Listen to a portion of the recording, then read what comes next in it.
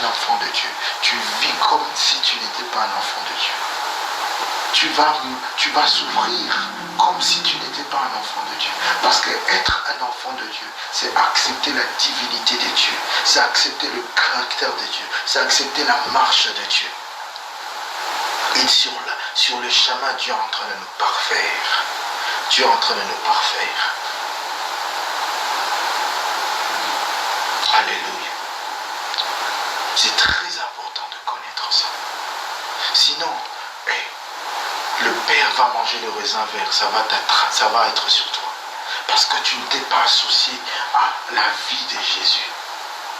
Tu ne t'es pas associé. Comment il doit vivre? C'est la parole. Comme j'ai dit, là, tu serres ta parole dans ton cœur.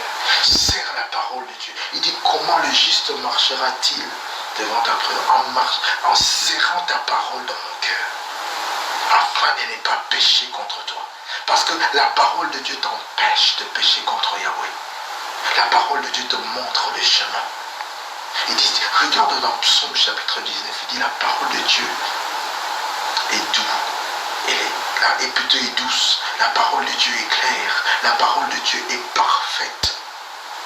Elle éclaire. Elle montre le chemin que l'homme doit suivre.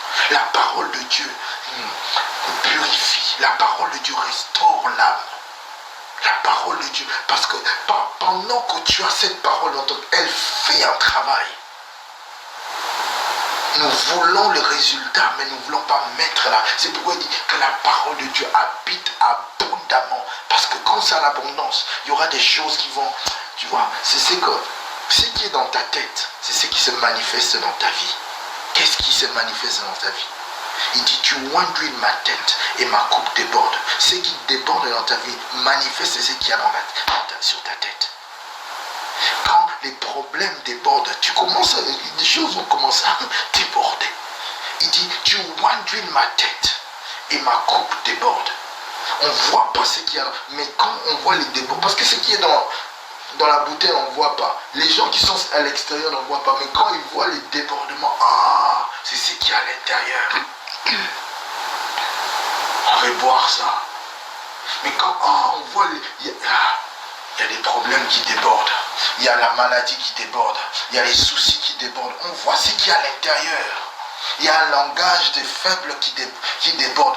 La Bible dit, Dieu ne nous a pas donné un esprit de timidité, mais un esprit qui parle d'autorité, de puissance. C'est pourquoi le diable n'a pas aucune chose. C'est pourquoi même devant les chaînes, Paul était en train de faire trembler des démons. Enchaînés, mais continuons de faire trembler les esprits. Pourquoi? Parce que l'esprit qui est en lui n'était pas enchaîné. On peut enchaîner le corps, on peut créer des problèmes, des circonstances difficiles. Ce corps peut traverser des problèmes, mais ton esprit est libre. Ton esprit élève Jésus et Jésus est là pour toi.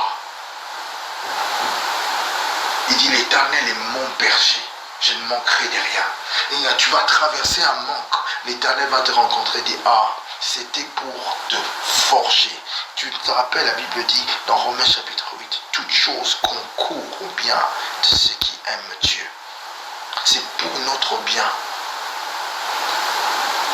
Alléluia. Amen. C'est très important.